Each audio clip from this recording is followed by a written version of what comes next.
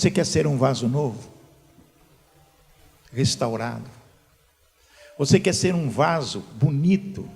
Quando você entra na sala assim, você fala assim, aquele vaso lindo. Quem tem vaso em casa? Ninguém? Tem muita gente que tem vaso em casa. Qual é o vaso que você mais gosta? Será que tem um vaso que é preferido seu? Por exemplo, aquele vaso que você ganhou do marido. Será que alguém já ganhou o vaso do marido com flores? Ou só ganhou as flores e você comprou o vaso? O vaso novo. O vaso novo. Eu não quero ser mais aquele vaso rachado. Eu não quero ser aquele vaso rústico, já apagado pelo tempo, sofrido, jogado para lá. Você tem vaso que está faltando uma lasquinha nele, está quebrado o vaso, mas ele está lá. Por que você não troca o vaso quebrado? Porque aquele vaso já está lascado, já está consumido pelo tempo e você continua com aquele vaso ali. Sabe por quê? Porque nós nos acomodamos com as coisas que possivelmente não são importantes para nós. Um vaso que fica ali na prateleira, no quarto, em algum lugar, que de vez em quando você põe uma flor, mas ele fica ali. Ou então você coloca aquelas flores, como chama? Artificiais? Coloca ali aquelas flores e fica ali.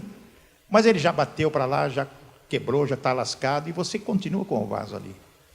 Porque nós somos acomodados.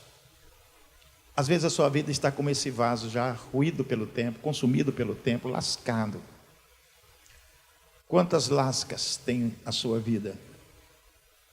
Quantos ferimentos estão na sua vida e você não consegue curá-los? Presta atenção, porque às vezes tem tanta coisa do passado que sempre volta, sempre volta, sempre volta, sempre volta. De sabores do passado sempre volta, sempre volta. Problemas do passado sempre volta, sempre volta. Quando você procura caminhar, você talvez queira restaurar aquele vaso, você está olhando aquele vaso e fala, preciso trocar esse vaso. E às vezes você tem uma reação, pega um dinheirinho, vai ali e compra um vaso novo e coloca ali. Parece que dá uma nova vida na sua casa. Mas como é que está a sua casa? Você. Como é que está o seu coração no dia a dia? Você tem trazido à sua memória aquilo que traz desesperança? Você tem trazido à sua memória tudo aquilo que traz desespero? Você fica ansioso com as coisas do futuro, sem saber que aquilo que você tem medo pode ou não acontecer? Ou você vive no passado?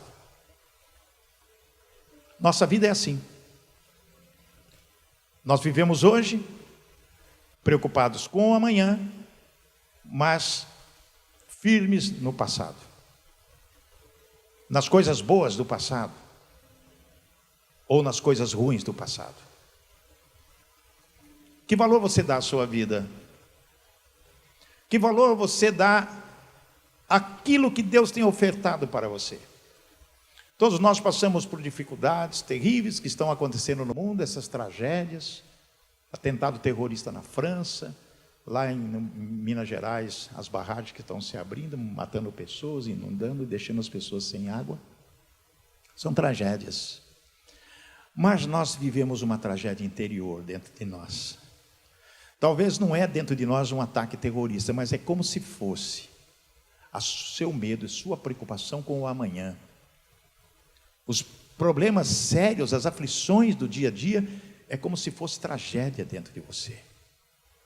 É como se fosse uma inundação que vai da cabeça à planta dos pés, e você às vezes sufocado, não sabe o que fazer, num beco sem saída. O que vai acontecer com a sua vida? Nós temos que nos preocupar com isso, sim, com certeza. Mas de que maneira nós vamos nos preocupar? Será que nós damos valor à palavra do Senhor? Será que o que está escrito aqui, de Gênesis e Apocalipse, as promessas, o Evangelho, as histórias, os exemplos, será que representa alguma coisa para mim? Será que representa alguma coisa para você? Será que você tem condição de olhar a Bíblia e falar, essa palavra é para mim? Você confia que às vezes você lê a palavra e Deus fala ao seu coração e fala, será que é para mim ou para aquelas pessoas na qual está ali no livro da história? Você consegue subtrair da palavra do Senhor algo que é para a sua edificação, para a sua vida? Você crê na palavra do Senhor? Sim ou não? Sim. Então, se eu creio, eu tenho que viver a palavra do Senhor. Davi, no Salmo, ele diz: guardei tua palavra no meu coração para não pecar contra ti. Ele diz também: lâmpada para os meus pés é a tua palavra, e luz para o meu caminho. Quando nós temos essa consciência de que a palavra de Deus é luz e lâmpada para nos dar o caminho a seguir, então nós temos que crer. Temos que crer e temos que viver nessa dependência de Deus. O tema da nossa mensagem hoje é algo muito importante que vocês vão prestar atenção. Preparação obediente precede bênçãos. Preparação obediente precede bênçãos. Para a gente conseguir aquilo que nós queremos e que Deus quer que nós vivamos dependendo dele, nós temos que nos preparar para isso. Uma preparação que é obediência à palavra de Deus. Nós estamos falando já há 3 semanas a respeito da obediência. E não vai ser diferente hoje. Porque a obediência é o ponto fundamental para você alcançar o milagre que Deus vai oferecer a você. Amém? Preparação obediente precede bênçãos. O primeiro ponto que eu vou trazer para vocês é um fato que aconteceu e que é interessante. Não há água para o exército sem que se abram covas. Ou não há água para o exército sem que se abram covas. Ou sem que se abram poços. 3 reis, rei de Judá, rei de Israel, rei de Edom, estavam numa situação terrível, num campo árido, onde os amalequitas iam destruí-los. E o que estava faltando ali para o exército, para os animais desses 3 exércitos? Estava faltando o quê? Não ouvi. Estava faltando água. Imagine um exército inteiro sem água. Vocês viram lá em Mariana o desespero quando chegavam aqueles caminhões pipa, o pessoal se aglomerando para pegar água porque estavam com sede. Fica sem beber, você vai ver o que pode acontecer. Imagina 3 exércitos num campo árido onde não tinha água. Muito bem, o que os reis fizeram? Eles foram em busca de socorro. Qual o socorro que nós precisamos buscar quando estamos numa situação de secura? Eles foram buscar o profeta Eliseu. Por que foram buscar o profeta Eliseu? Porque o profeta Eliseu conversava com Deus. Eles consultavam Eliseu para que Deus falasse através de Eliseu o que eles deveriam fazer. E no texto diz assim, abra sua Bíblia aí, em 2 Reis, no capítulo 3, 16. E disse assim: assim diz o Senhor, fazei neste vale muitas covas. Porque assim diz o Senhor, versículo 17: não vereis vento, nem vereis chuva, contudo esse vale se encherá de água, e bebereis vós, o vosso gado e os vossos animais. Amém, irmãos? Foram consultar Eliseu, o que nós vamos fazer nessa situação? E Deus disse: abram poços. Por que tinha água ali, né? Com certeza foi um milagre de Deus. Quando nós estamos numa situação difícil na nossa vida, nós temos que buscar na palavra a solução para esse problema. Abram covas, abram poços. A situação ali era de sede, terrível. E eles abriram os poços e principalmente a coisa começou a acontecer, água em abundância. Eles se fortaleceram e venceram os exércitos inimigos. Amém, irmãos? Como que está sua boca? Está seca, boca seca. Está faltando água na sua casa? Está faltando provisão na sua casa? Está faltando algo necessário para que você possa dar continuidade à sua vida, sustentar a sua família? Busque a Deus. Vamos pegar esse exemplo. O poço significa que nós devemos o quê? Trabalhar. Porque a água não surgiu de repente. Não foi como no tempo de Moisés, ele bateu na rocha e a água saiu. Não. Tiveram que cavar poços, e cavaram poços e a água inundou aquele vale. Então nós temos que fazer de tudo, nós não podemos ficar parados esperando cair do céu as coisas, porque Deus revela para nós o que devemos fazer. Basta você consultar o quê? A palavra do Senhor. Nós não temos Eliseu aqui, mas nós temos a palavra, nós temos os exemplos. Amém, irmãos? Também um ponto: não há azeite sem que se reúnam as vasilhas. Não há azeite sem que se reúnam as vasilhas. Vocês conhecem essa história? A história é tão maravilhosa que esta mulher com 2 filhos estava desesperada porque o marido tinha morrido e devia muito, e devendo muito. O devedor, aliás, o cobrador foi lá e falou: olha, se você não me pagar, eu vou levar seus filhos como escravos. Imagine uma mulher viúva perdendo os 2 filhos para serem escravos, para que se pagassem as dívidas. E aconteceu que ela foi buscar quem? O profeta Eliseu. Profeta, olha, o negócio é o seguinte: meu marido, o senhor conhece muito bem, servia na casa do Senhor, e agora vão levar meu filho para escravo. E o milagre acontece. Olha o que Eliseu disse para ela. Pode continuar na sua Bíblia aí, em 2 Reis capítulo 3, 4:3, disse Eliseu: vai, pede emprestadas vasilhas a todos os seus vizinhos, vasilhas vazias, não poucas. Presta atenção, Eliseu disse para ela: vai emprestar do seu vizinho vasilhas vazias, mas não poucas, pode trazer muito, porque o milagre ia acontecer. Amém, irmãos? Então, o azeite só acontece quando há vasilha. Como que você pode viver uma vida vazia? Você tem que estar preparado para buscar em Deus algo para preencher as suas necessidades. Se necessidades, não vai faltar azeite na sua casa, não. Amém, irmãos? E o que acontece? O que ela disse? Ela foi com seus filhos. Depois entra, fecha a porta sobre ti, seus filhos, deita o azeite em todas aquelas vasilhas, põe à parte aquela que tiver cheia. Amados, o milagre aconteceu. Ela encheu as vasilhas, vendeu, sobrou, pagou as suas dívidas e viveu feliz. O que significa para nós essa frase? Não há azeite se não tiver vasilhas. Significa também que nós devemos fazer a nossa parte. O milagre poderia ter acontecido, ele tinha um pouquinho de azeite lá, ela ia aumentando, não, mas ela teve que buscar vasilhas. E lotou todas as vasilhas até que acabaram-se todas. E sobrou, e ela viveu mais de 1 ano com aquele azeite. O milagre de Deus, ele acontece quando menos nós nos esperamos.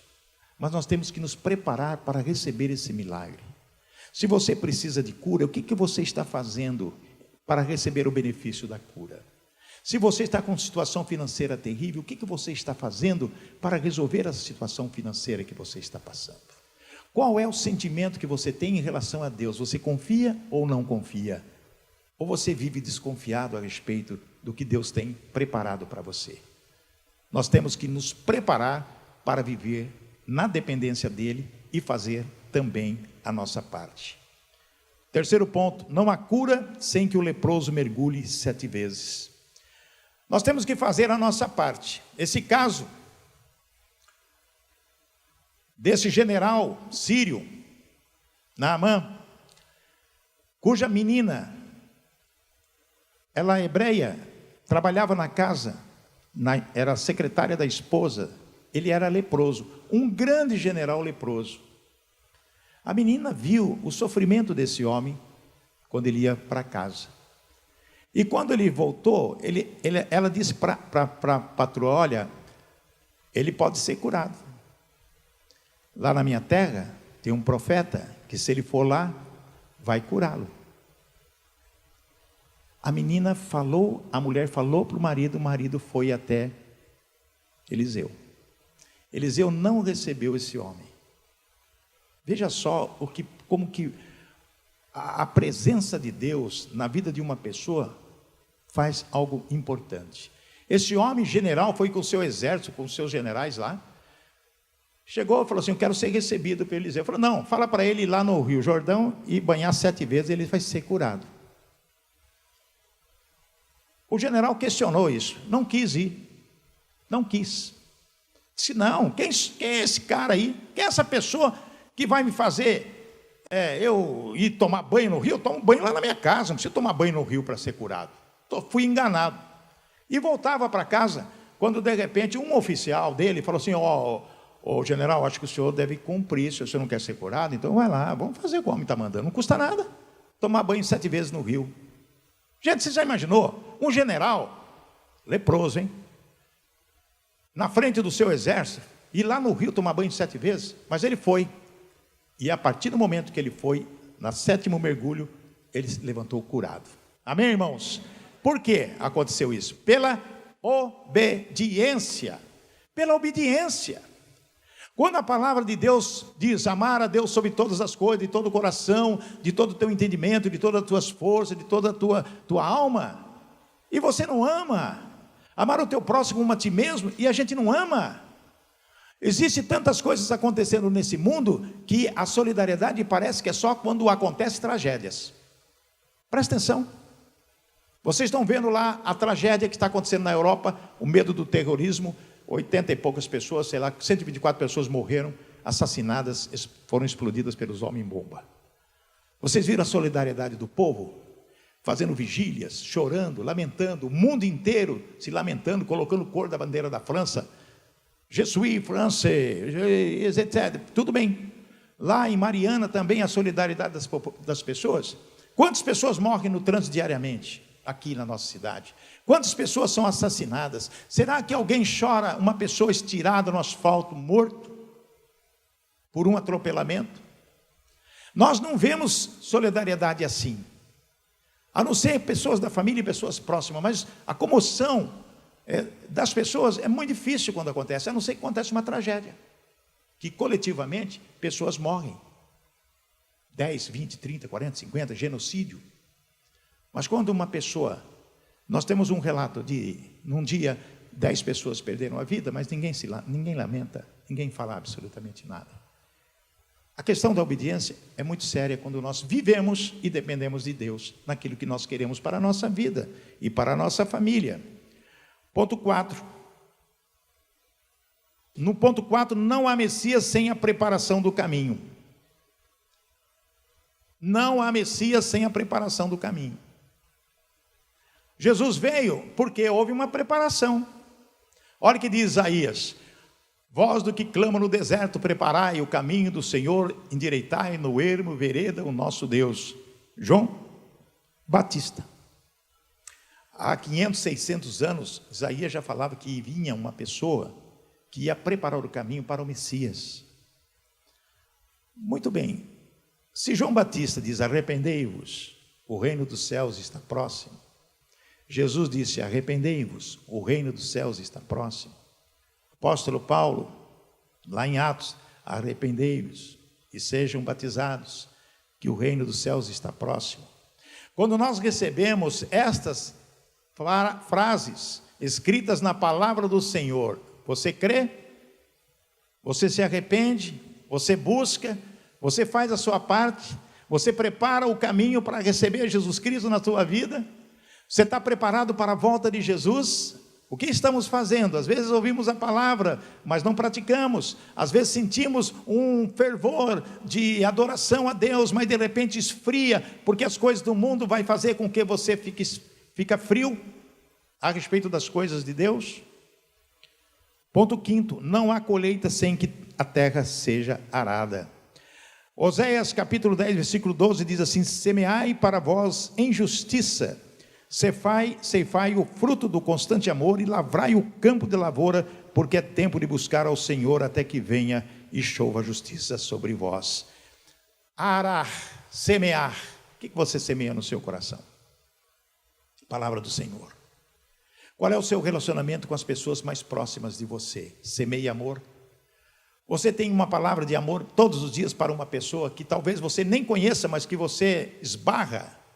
Você está num consultório médico, tem várias pessoas ali no consultório, você puxa a conversa, porque o médico vai demorar para atender, você puxa a conversa com a pessoa está no médico porque ela está com uma enfermidade, sim ou não? Está com uma enfermidade, ela está com dor, ela está com uma coisa, e você está lá também, sofrendo a mesma coisa, mas você compartilha a sua dor com ela, você incentiva aquela pessoa, fala, olha, se você está aqui é porque você está com algum problema, e eu também estou aqui por causa de algum problema, mas Deus é grande, Deus é maior, tenha fé, Deus vai curar você, como vai me curar? O médico somente vai dar uma opinião do que eu devo fazer, mas eu creio no meu Senhor, você crê? Será que nós compartilhamos a nossa fé com outras pessoas? Semear é isso, gente. Semeai para vós em justiça, vai ceifar o fruto do constante amor e lavrai o campo de lavoura, porque é tempo de buscar ao Senhor até que venha e chova a justiça sobre vós. Lavrar é como se você estivesse semeando naquele campo, daquela pessoa que não tem Jesus, e você tem que compartilhar. É isso que Deus quer de você. É isso que Deus quer. Não há colheita sem que a terra seja arada, preparada para que o fruto venha. E o fruto realmente é aquilo que Jesus quer de você. Gente para Ele, fruto para Ele. Amém, irmãos? 6. Não há reconciliação sem arrependimento. Olha o que diz Joel capítulo 2, versículo 12. Ainda assim agora mesmo diz o Senhor, voltai para mim de todo o vosso coração, com jejuns, com choro e pranto. Meu Deus do céu, o que Deus está dizendo? Dizia para aquele povo ingrato. O povinho ingrato eram os judeus. Mas nós que estamos debaixo da graça e temos Jesus Cristo como Senhor e Salvador, será que a gente não tem percepção de olhar e entender o que está dizendo? Ainda assim agora mesmo diz o Senhor, voltai para mim de todo o vosso coração, com jejuns e com choro e pranto. Deus quer que nós nos pranteamos diante dEle, se humilhando diante dEle e voltando para Ele, dizendo, Senhor, eu preciso do Senhor. Se o Senhor não me ajudar agora, se o Senhor não resolver o problema para mim, eu não sei o que vai acontecer. Quando Deus chama você, por isso que eu falei e disse, crê na palavra. Você tem consciência de que o que está escrito é para nós hoje em dia, que essas palavras de consolo que Deus nos dá através da sua palavra, de admoestação e de alerta, será que eu entendo que esse alerta é para mim? Voltai para mim com jejuns, com choro e pranto, versículo 13, rasgai o vosso coração e não as vossas vestes, voltai para o Senhor vosso Deus, porque Ele é misericordioso e compassivo e tardio em irar-se, e grande em amor. Amém, irmãos? Deus está mandando rasgar o coração. Lá os hebreus, eles rasgavam as vestes para pedir perdão. Rasgavam as vestes, jogavam cinza, terra em cima, se humilhava diante de Deus. Mas Deus diz o seguinte, não precisa fazer nada disso. Rasgai o vosso coração. Rasgai o vosso coração, abre o teu coração para Ele. Senhor, eu estou aqui apelando, eu estou aqui te buscando, eu estou aqui necessitado, eu estou aqui fazendo de tudo, vou largar tudo aquilo que me impede de receber o teu milagre. O pecado acaba por enfraquecer a sua vitória, e você não recebe absolutamente nada, porque às vezes você fica agarrado às coisas que te afastam de Deus. Nós não podemos ser assim, nós temos que ser diferentes. Voltai para o Senhor vosso Deus, porque Ele é misericordioso, compassivo e tardio em irar-se, grande em amor. É um Pai que te ama, um Pai que te quer salvar a sua vida. Ponto 7, não há visão sem obediência. João 9, capítulo 7, quando Jesus fez aquele milagre, cuspiu no chão e colocou barro nos olhos do cego, e disse Jesus, vai, lava-te no tanque de Siloé. O cego foi, lavou-se e voltou vendo. Amém, irmãos? Não há visão sem obediência. Por que Jesus falou, cuspiu lá, fez um barrinho, colocou lá, que coisa, né? Deus faz tantas coisas que a gente fica assim, fala, meu Deus, que coisa. Agora você vai se lavar. A cura foi ao se lavar no tanque de Siloé, que significa enviado. A cura aconteceu quando ele lavou, quando ele obedeceu. Às vezes nós estamos vivendo na dependência de Deus, mas sem saber o que Deus quer que nós façamos. E como que você vai saber isso? Mas será que eu consigo ouvir a Deus? Será que Deus fala ao meu coração? Será que quando eu meditar na palavra, olhar a Bíblia, ler um salmo, será que Deus vai falar ao meu coração? Ele fala. Faça esse teste, amados. Jesus lá em Mateus 6,6 diz, entra no teu quarto, tranque a porta, não leva o celular. Ora ao Senhor em secreto, e Ele em secreto te responderá. Quem falou isso? Jesus. Se Ele falou, eu não vou acreditar que Deus fala comigo? Nós temos que ter no dia a dia da nossa vida um TSD, o tempo a sós com Deus, que é isso. Você lê a Bíblia, você ora e diz: Senhor, fala comigo agora. Eu quero que a tua palavra fale comigo através do Espírito Santo de Deus. E você ora com fé, com alegria, confiando. A palavra fala e Deus vai falar, vai te dar orientação. Vai te tirar de frias, vai te dar o caminho. Ele vai falar ao teu coração. Agora, cuidado você andando na rua, falou: Senhor, fala comigo aqui, eu vou para lá, eu vou para cá, porque o diabo fala: vai para o carro. Tome cuidado com as coisas que o diabo faz. Ele cega o entendimento das pessoas. Por isso você tem que estar na horizontal com Deus. Não olhar para as circunstâncias, olha para o Senhor. Amém? Olhe para o Senhor. É com Ele que você vai ter encontro. É Ele que vai te dar aquilo que você necessita. Ponto 9, aliás, o 8, não há ressurreição sem retirar a pedra. A ressurreição é a coisa maravilhosa, porque nos traz de volta a vida. Jesus disse: tirai a pedra, disse a Marta. E irmã do morto, Senhor, já cheira mal, pois faz dias. Ele falou: retira a pedra. E ele olhou, orou e disse: Lázaro, vem para fora. Eita nós, hein? Amém, irmãos? Você está morto aí? Jesus disse assim: Maria, vem para fora. Zé, vem para fora. João, vem para fora. Ressurreição da condição que nós estamos vivendo para uma nova vida. É o vaso novo. Amém, irmãos? Você quer continuar sendo esse vaso escangalhado aí? Não, tem que ser um vaso novo. Então a verdade é essa. Jesus disse: tira a pedra que o milagre vai acontecer. Qual é a pedra que atrapalha você? Qual é a pedra que atrapalha a sua vida, os seus negócios? Tem uma pedra que você tem que remover essa pedra. E quando você remover essa pedra, Jesus vai fazer o milagre na sua vida. Amém? Qual é a pedra? Qual é a pessoa que é uma pedra no seu sapato? Qual é a pessoa que só traz coisas para te incomodar, te entristecer, te tirar do foco? Sempre o diabo coloca alguma pessoa, ou é da família, ou é de empresa, ou é de alguma pessoa que vai te incomodar. Agora não precisa estar presente na sua vida. O WhatsApp faz a vontade do capeta na sua vida. De repente você está lá, você está tranquilo, de repente vem uma mensagem de uma pessoa que está te incomodando. E tira você do sério. Pessoa fofoqueira, printa, cola, sei lá, printa, Facebook, fala o que estão falando de você e manda lá a conversa toda. É a ação do diabo na vida das pessoas, e hoje é isso.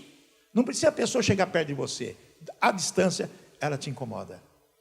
Aí você fica nervoso, fica nervosa, manda lá, não, porque não é assim, aí começa a briga, aí começa a fofoca. Quando a pessoa manda a primeira fofoca, se você deletar e não dar resposta, para ali. Se você der sim, mas que coisa, hein? Pronto, acabou. A outra vai falando, fica o dia inteiro você lá no WhatsApp. Acaba com a sua vida. Tira a pedra. Temos que eliminar a pedra. O que é que te atrapalha? Que ação que existe no mundo que atrapalha você a crescer? Qual é a ação de pessoas ou de coisas que faz com que você não chega perto de Deus? É o vício, é a bebida, é o cigarro, são as drogas, sexo. Qual é a pedra que te atrapalha o seu progresso com Deus? Tira a pedra, porque Jesus vai fazer o milagre. Você vai ser ressuscitado. Amém?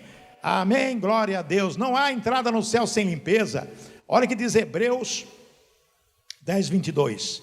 Cheguemo-nos com verdadeiro coração, inteira certeza de fé, tendo o coração purificado da má consciência e o corpo lavado com água limpa. Amém?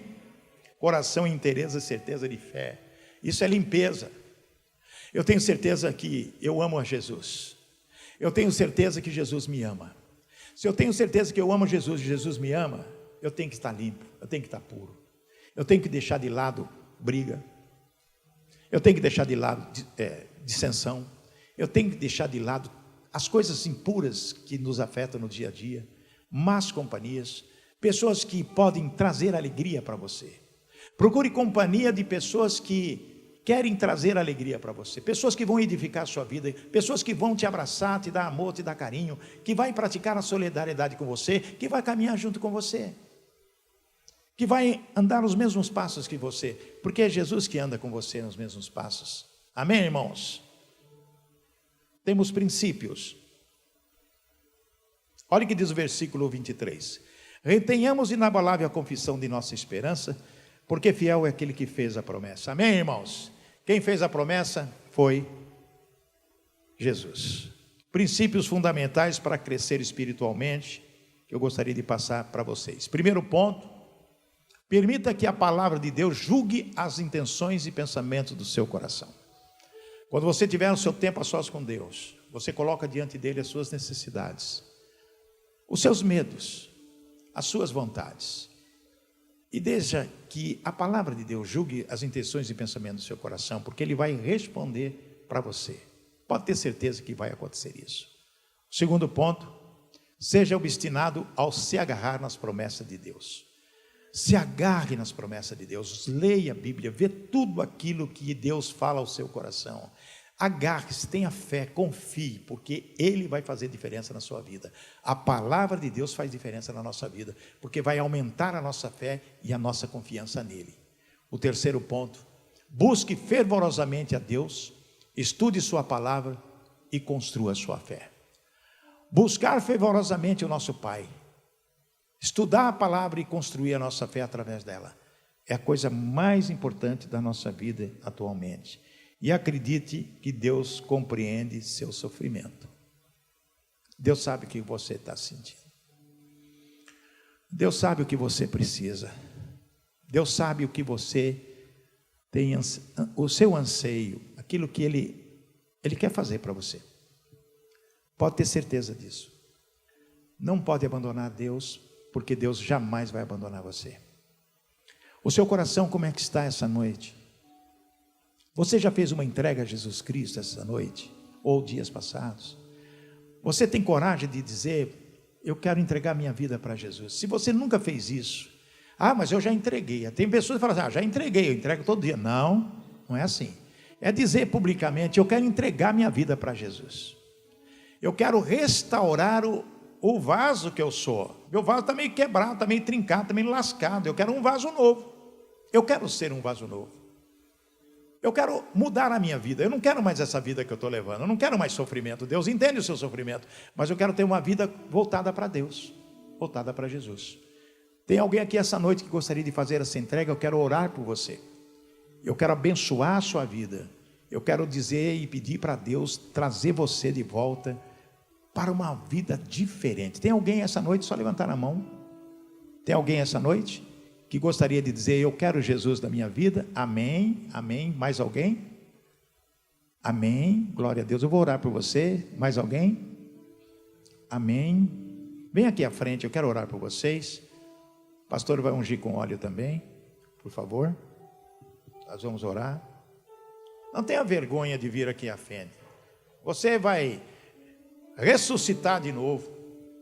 Você tem uma vida com Jesus, uma vida entregue para Jesus e dizer assim, Senhor, eu quero o Senhor, quero restaurar na minha vida, quero viver na sua dependência. Entregando para Deus, Ele pode dizer, vem para fora, tira a pedra que está em você, atrapalhando a sua vida e vem para fora. Vem para fora, vem para fora, e o milagre vai acontecer. O Espírito Santo do Senhor derrama agora, Pai. Oh Senhor, derrama teu Espírito, Pai. Derrama, Senhor, remove tudo que não presta, Pai. Restaure agora da cabeça a planta dos pés. Em nome de Jesus, Paizinho. Aceite essas vidas que aqui estão essa noite. Essas vidas que estão se curvando diante a sua soberania. Restaure, Pai. Ressuscita, Senhor. Traga para a vida uma vida contigo, uma vida diferente, uma vida voltada para ti, para te adorar, Senhor. Ó Deus Pai, em nome de Jesus, eu coloco essas vidas que estão aqui à frente. Eu coloco essas pessoas que estão se humilhando diante do Senhor, tirando as pedras que atrapalham o relacionamento contigo, para que elas possam ser ricamente abençoadas. Ó Pai, derrame tua bênção, para que elas possam viver na tua dependência, e que elas possam caminhar junto contigo por toda a vida, restaurando a família, restaurando as finanças, restaurando a saúde, restaurando tudo, Pai. Eu quero em nome de Jesus agora abençoar essas vidas. Essas vidas declaram agora que amam o Senhor e precisam do Senhor. Repitam comigo agora: eu, em nome de Jesus, aceito o Senhor como o meu resgatador, o meu soberano, o meu Pai. Escreva, Senhor, o meu nome no livro da vida, para que eu possa viver diante do Senhor até a sua volta. Aceita-me, Senhor Jesus, porque eu te amo. Abre o meu coração para ti, e quero viver diante de ti todos os dias da minha vida. Em nome de Jesus, amém e amém. Amém, igreja? Amém, glória a Deus, aleluia. Que o Senhor te abençoe e te guarde. Que o Senhor faça resplandecer o rosto sobre ti. Que o Senhor tenha misericórdia de ti. Que o Senhor sobre ti levante o rosto e te dê a paz. Dê um abraço no seu irmão, dizendo: hoje foi minha noite de vitória. E vão na paz de nosso Senhor Jesus Cristo. E até quarta-feira que vem, traga um visitante para ser abençoado ricamente por esse Jesus. Jesus maravilhoso.